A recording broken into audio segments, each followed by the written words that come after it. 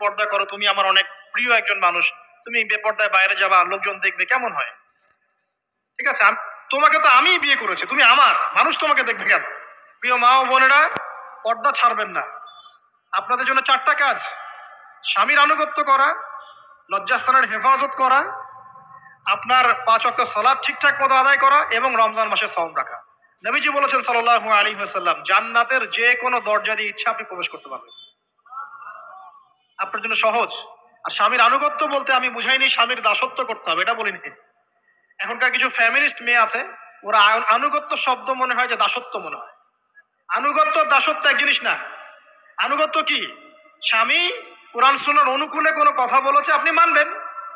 স্বামী বলছে পর্দা করো, তোমাকে ভালোবেসে বলছি তুমি পর্দা করো, তুমি আমার অনেক প্রিয় একজন মানুষ, তুমি বেপর্দায় বাইরে যাবা, লোকজন দেখবে, কেমন হয়? ঠিক আছে, তোমাকে তো আমি বিয়ে করেছি, তুমি আমার মানুষ, তোমাকে দেখবে কেন?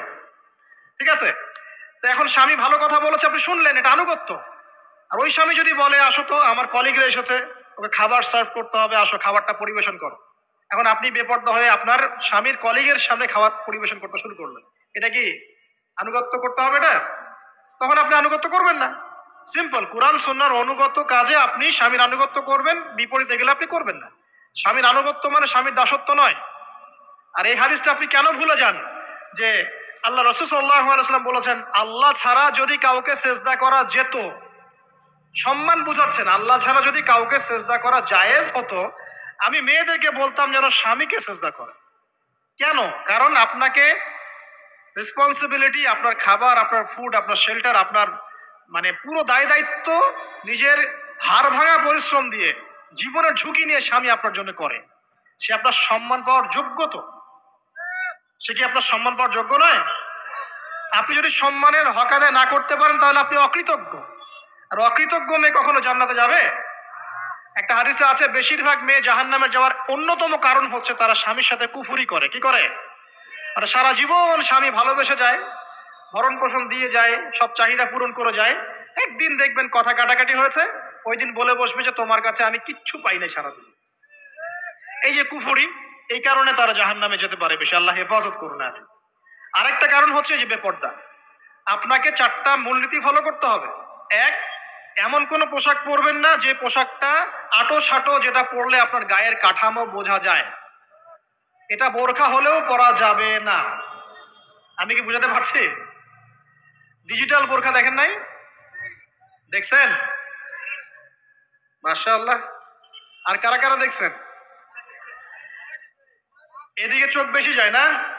আচ্ছা, এমনি দেখা যায়, চোখ দিতে হয় না, এমনি দেখা যায়। ডিজিটাল বোরখা চলবে না, ডিজিটাল বোরখা চলবে না।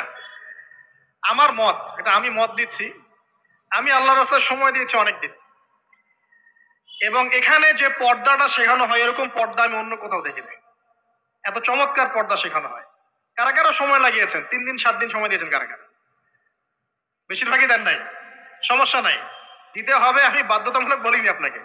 বলেছে এখানে পর্দা শেখানো হয়, চমৎকার পর্দা শেখানো হয়, যে এখানে চোখটা পর্যন্ত তাদের ঢেকে রাখার তালিম দেওয়া হয়। যাই হোক, যেখানেই শেখেন শেখেন, অ্যাটলিস্ট পর্দাটা শিখলেই হলো। এমন পোশাক হবে না যেই পোশাকটা আটো সাটো, যেটা পরে আপনার গায়ের কাঠামো বোঝা যায়। 2 নম্বরে, এমন পোশাক পরা যাবে না যেই পোশাকটা পরলে বাহির থেকে ভিতরের অঙ্গ দেখা যায়। দেখেছেন? দেখেন নাই? দেখছেন হুজুর? আচ্ছা, আপনারা তো সব দেখেন দেখি। তারপরে 3 নাম্বার, এমন পোশাক পরা যাবে না যেটা অমুসলিমদের সাথে সাদৃশ্য আছে। কথা বুঝতে পারছেন?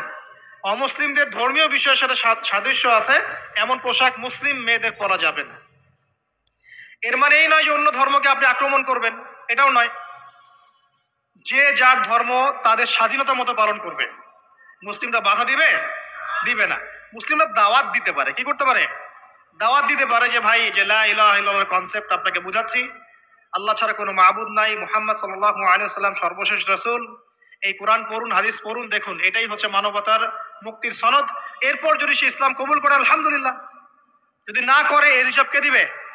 সে নিজে দিবে। এর হিসাব কি আমাকে দেওয়া লাগবে? দেওয়া লাগবে না। তো অমুসলিমদের সাথে সাদৃশ্য আছে এমন পোশাক চলবে না। আর 4 হচ্ছে, পুরুষরা মেয়েদের পোশাক পরতে পারবে না, মেয়েরা পুরুষদের পোশাক পরতে পারবে না। জি, আপনাদেরকেই বলছি, আপনারা জিন্স পরতে পারবেন না, মেয়েদেরকে বলছি, এবং টি শার্ট পরতে পারবেন না।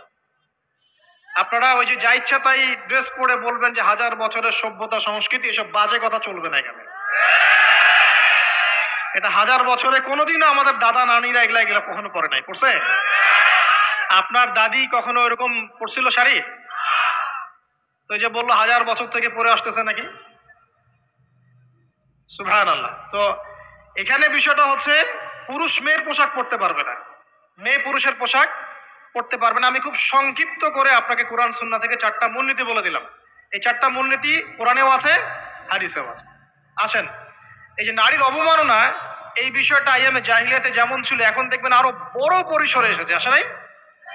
এই যে ফ্যাশন শো, দেহের প্রদর্শনী, বিভিন্ন ফিল্মস দেখবেন, ফিল্ম ইন্ডাস্ট্রিজে দেখবেন, মিউজিকে দেখবেন, পর্নে দেখবেন, মেয়েদের দেহটাকে নিয়ে ব্যবসা করা হচ্ছে। আগে তো না হয় কন্যা সন্তান হলে জীবন্ত পুঁতে ফেলতো নাকি, এখন যদি গর্ভের বাচ্চা মেয়ে জানে, অনেকে আগেই মেরে ফেলে। বোঝেন নাই মনে হয়? অনেকে যদি জানে যে গর্ভে মেয়ে সন্তান আছে, আগেই মেরে ফেলায়। এমন অনেক দেশ আছে, আমি নাম বলছি না দেশের সঙ্গত কারণে, যে সে দেশে এরকম মেয়ে সন্তানকে এই যে খালাস করে ফেলার, নষ্ট করে ফেলার, ভ্রূণ নষ্ট করার আলাদা ক্লিনিক আছে, আলাদা হসপিটাল আছে। বলে নাউজুবিল্লাহ। তো আসলে ওই 1450 বছর আগের মানুষটা বেশি বর্বর ছিল না, আমরা বেশি বর্বর? এই যে অধিকারের কথা বলে বলে আমরা মেয়েদের দেহটাকে নিয়ে এখন মস্করা করছি, তামাশা করছি। সবচেয়ে সেরা অধিকার কোথায় পাবে? কোরআনে পাবে, হাদিসে পাবে, ইসলামে পাবে। তার পর্দা নিশ্চিত হবে, দেহ সেফ থাকবে, তার ইজ্জত নিশ্চিত হবে, ইজ্জত সেফ থাকবে, তার সম্মান সেফ থাকবে, তাকে রাজরানীর মতো স্বামী বাসায় রাখবে, কারণ সে হচ্ছে তার কাছে সবচেয়ে মূল্যবান, প্রিয় প্রিয় বস্তু। শুধু তাই নয়, সম্পত্তির অধিকার তাকে দিতে হবে। একজন মেয়ে তার ভাইয়ের সম্পত্তি পাবে, তার বাবার সম্পত্তি পাবে, তার স্বামীর সম্পত্তি পাবে, সব দিক থেকে সে সম্পত্তি পাবে। আর একজন ছেলে কিন্তু সব দিক থেকে সম্পত্তি পাবে না। এই বিষয়গুলো যখন এক শ্রেণীর মানুষ বোঝে না, তখন ইসলামের বিরুদ্ধে অহেতুক প্রোপাগান্ডা চালানো শুরু করে।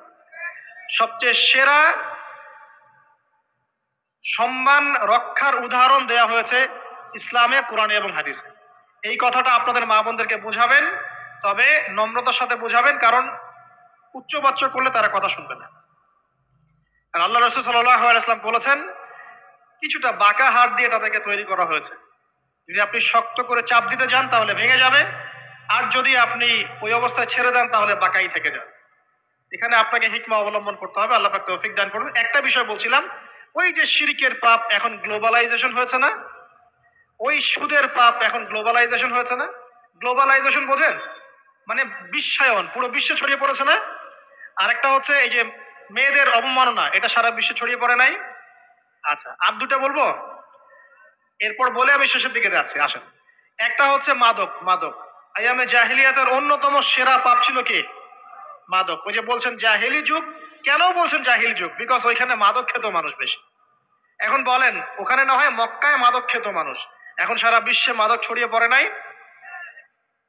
বেশি না কম? এখন এই যে নতুন নতুন মাদক আসছে, ইয়াবা, আরো নাকি কি কি আসছে নতুন নতুন, আমরা নামও জানি না। এই যে গাজার নাম জানি, ফেন্সিডিলের নাম জানি, আর কি কি আছে, হিরোইন, বলেন আর দু একটা, আফিম, আর কি আছে? হ্যাঁ, রেন্ডি, সুবহানাল্লাহ, এই নামও কখনো শুনি নাই আমি।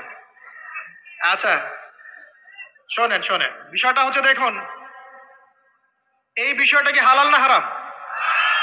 আচ্ছা, এটাকে যদি আমরা হালাল করে নেই তাহলে কি হবে? কুফরি হবে না শিরক হবে?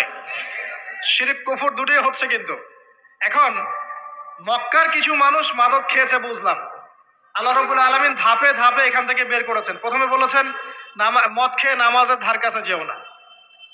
হ্যাঁ, তারপরে বলেছেন এই যে মাদকে কিছুটা উপকার আছে কিন্তু বেশি ক্ষতি। তারপর বলেছেন খেয়ে নামাজের কাছে যেও না। তারপর ধাপে ধাপে শেষের দিকে এসে আল্লাহ পাক বলেছেন যে এটাকে ছেড়ে দাও। সূরা মাইদায় পড়ে দেখেন, এটা শয়তানের কাজ। তখন সাহাবায়ে কেরাম রাদিয়াল্লাহু আনহুম পুরোপুরি মাদক থেকে নিজেদেরকে মুক্ত করলেন। এরপরে কি কখনো তারা মাদক ছুঁয়েও দেখেছেন? বরং মাদক দ্রব্য সেবন করলে 40টা লাঠি বেত্রাঘাত করতে হয়, ইসলামিক শাস্তি। কয়টা লাঠি? আর ওমর রাদিয়াল্লাহু আনহুর সময়ে 40 লাঠিকে বাড়িয়ে 80 লাঠি করা হয়েছিল। কত লাঠি? 80 লাঠি। কিন্তু আরো একটা পাপের শাস্তি আছে, বলবো? অপবাদ এখন যেটা বেশি দেওয়া হয়, অপবাদ, মিথ্যা অপবাদ, সতীসাধী নারীর উপরে মিথ্যা অপবাদ, এর এর শাস্তি হচ্ছে ৮০ লাঠি। আবার ১০০ লাঠির শাস্তি আছে, ১০০ লাঠি। এটা কিসের জানেন? জিনা, জিনা। এই যে যারা করছেন, এর শাস্তি হচ্ছে ১০০ লাঠি। তাও জনসমক্ষে দিতে হবে, গোপনে না। আর ১ বছরের জন্য এলাকা ছাড়া করতে হবে। রজম একটা শাস্তি আছে, রজম। এটা কি?